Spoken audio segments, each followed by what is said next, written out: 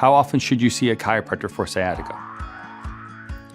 Sciatica itself isn't a clinical condition, but it refers to pain or discomfort that's felt along the sciatic nerve extensive pathway.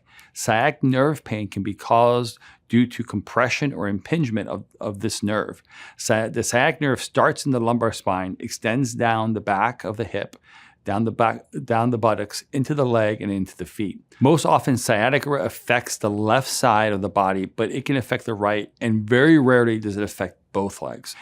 Now, the first thing to understand is that, can a chiropractor help with sciatica? In order to determine this, the first thing you need to look at is the underlying cause. If the spine is misaligned and is compressing the sciatic nerve where it starts in the lumbar spine, this is where a chiropractor can definitely help. Chiropractic care focuses on the effects of misaligned spines and work towards restoring the natural alignment of the spine. A chiropractor can work towards adjusting the position of certain vertebrae that aren't aligned properly with the rest of the spine. And when they're not aligned properly, they can press on the sciatic nerve. When they get adjusted, they can improve the spine's alignment, meaning you can take pressure off the impinged sciatic nerve and improve the symptoms associated with sciatica. How often a patient would need to be seen for their sciatic pain will really depend on the type and the intensity of their sciatic discomfort, meaning what's causing it, what are the symptoms associated with it, what complicating factors they have. In some cases of sciatica, they kind of resolve on their own, but if they don't resolve, these are typically involved with more chronic types of sciatic pain, and these very often have like flare-ups that occur based upon something, activity level, something the patient did, and these symptoms can be sometimes very intense and sometimes can be very debilitating, causing a patient to not be able to function properly for a significant period of time.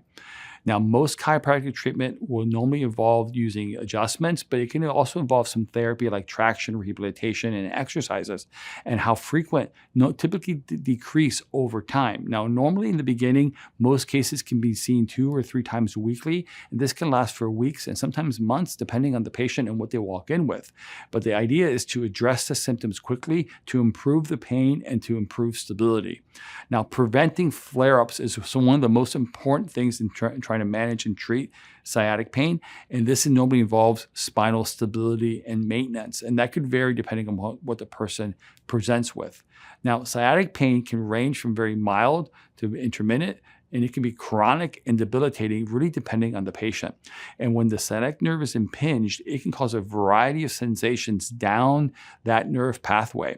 And it can be anywhere from sensory pain to numbness. It can be weakness, because it can affect any fiber that's affecting there, meaning there's both motor and sensory fibers. I mean, there's nerves that exit that nerve that control things, and there's fibers that exit that nerve that feel things. And it can be any one of those two things. It can be shooting pain, radiating pain down into the lower back and leg. It can be electric kind of shock pain. It can be burning sensations.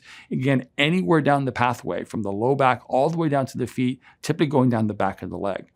Now, some common causes of sciatica include something like disc degeneration. This is where the discs in the lumbar spine can become bulged and deteriorated, and they can encroach in the space of where the nerves exit, and this causes compression to that sciatic nerve.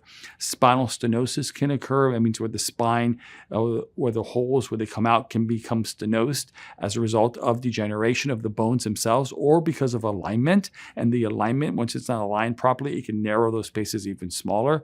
And also conditions like scoliosis can lead to areas that can lead to development of unnatural healthy curvatures, which can lead to compression of the sciatic nerve. Now, the frequency of chiropractic visits really depend on certain factors that are involved in causing the sciatic nerve pain, and really how severe the pain that's being experienced.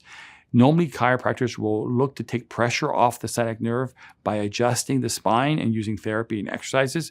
And then normally the flare-ups should be tried to control through maintenance visits or through regular exercises and stretching. Now, normally to determine these causes, X-rays or evaluations or MRIs would be taken, and that will help us determine the frequency that's needed in order to take care of that patient.